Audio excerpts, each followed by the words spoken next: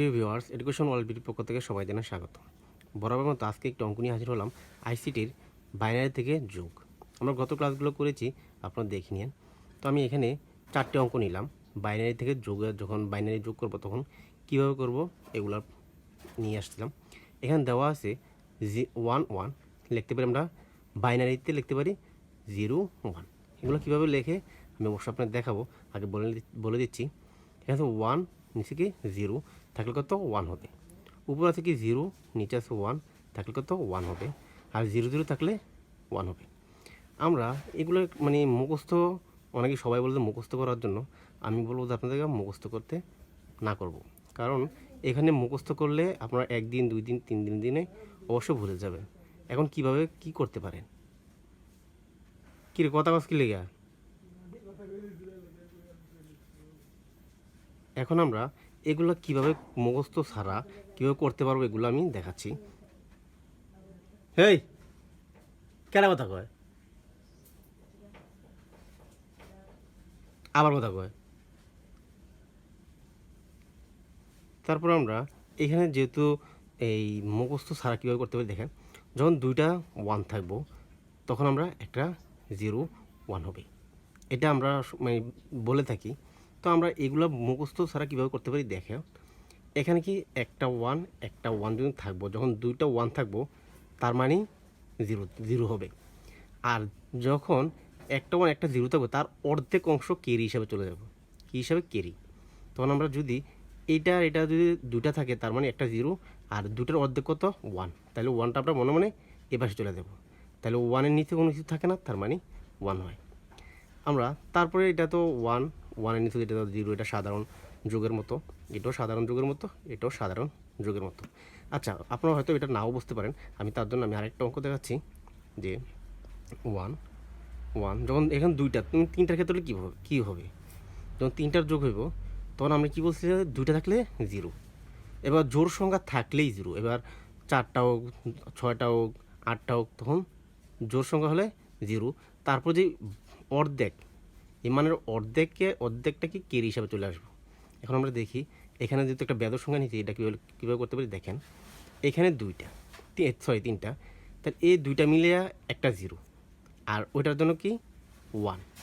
তাহলে আমরা 3টা যেহেতু বেদর সংখ্যা, তার মানে বেদর সংখ্যা থাকলে 1-এর পরে আপনার অর্ধেক অংশ আমরা কেরি হিসাবে নিয়ে যাব। এখন এখানে 3টার অর্ধেক কত 1.5 হয়, কিন্তু আমি এখানে 1.5 কি নিতে পারবো না। তখন আমি এই ক্ষেত্রে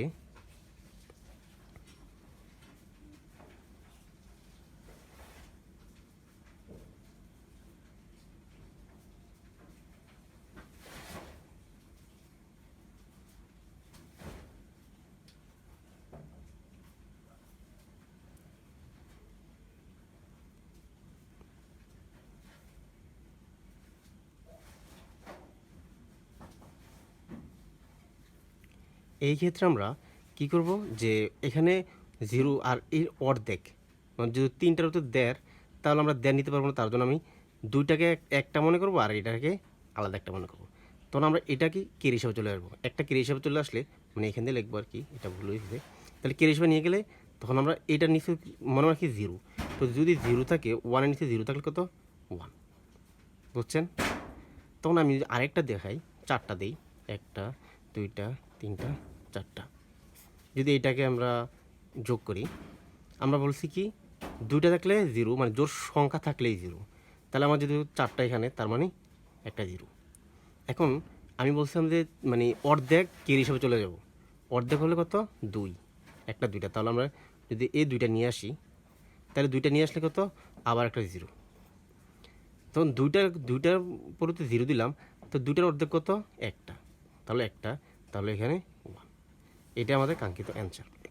এখন আমি একটা এই বাইনারি একটা যোগ করে দেখাচ্ছি। এখানে যদি আমরা এরকম করি যে 1 0 1 1 0 1, এটা একটা সংখ্যা নিলাম। আমি নিচে একটা সংখ্যা নেই, মনে করেন 1 1 1, 3টা 1 দিলাম, একটা 0 দিই 0, তারপর একটা 1 দিলাম। এটা কী করতে হবে? যোগ করতে হবে। এখন যোগ কীভাবে করবো? আমরা দেখাইছিলাম যে 2টা থাকলে একটা 0, আর কেরি হিসাবে কিন্তু 1 চলে আসবে, তাহলে আবার 2টা হয়ে যাচ্ছে, তখন আরেকটা 0 হয়ে গেলে তো একটা কেরি হিসাবে আরেকটা চলে আসবে, তখন আরেকটা কেরি হিসাবে চলে দেবো, তাহলে 3টা হয়, 3টা হইতেছে না? তো 3টা হলে আমরা কী বলছিলাম, 3টা থাকলে একটা 1, তারপর আরেকটা কেরি হিসাবে চলে আসবে, কেরি হিসাবে চলে আসলে তাহলে এখন আমার 2টা, তাহলে 2টার জন্য একটা 0, তারপর এইটার অর্ধেক কত 1, তারপর আবার হয়ে যাবে 2টা, তার মানে 0, তারপর এখান থেকে একটা কেরি হিসাবে চলে আসবো এখানে, তাহলে 3টা হয়ে যেতে, তাহলে 3টা হলে একটা 1, তারপর এই যে কেরি অর্ধেক, মানে মানে 3টার অর্ধেক কত 1.5 হয়, কিন্তু আমি 1.5 নিতে পারবো না, তো ওই জন্য আমি একটা নিয়ে আসবো, তাহলে একটা নিয়ে আসলে এখানে যেহেতু একটা নিচে কত 0, তাহলে নিচে 1 উপর যদি 1 থাকে, নিচে থাকে 0, তার মানে 1, এটা আমাদের কাঙ্ক্ষিত অ্যান্সার। ঠিক আছে, আপনারা এইভাবে বারবার প্র্যাকটিস করবেন, যদি না পারেন অবশ্যই কমেন্টে জানাবেন, আর যদি ভিডিওটা ভালো লাগে থাকে অবশ্যই চ্যানেলটি সাবস্ক্রাইব করবেন, পাশে থাকা বেল আইকনটি প্রেস করে রাখবেন। Thank you.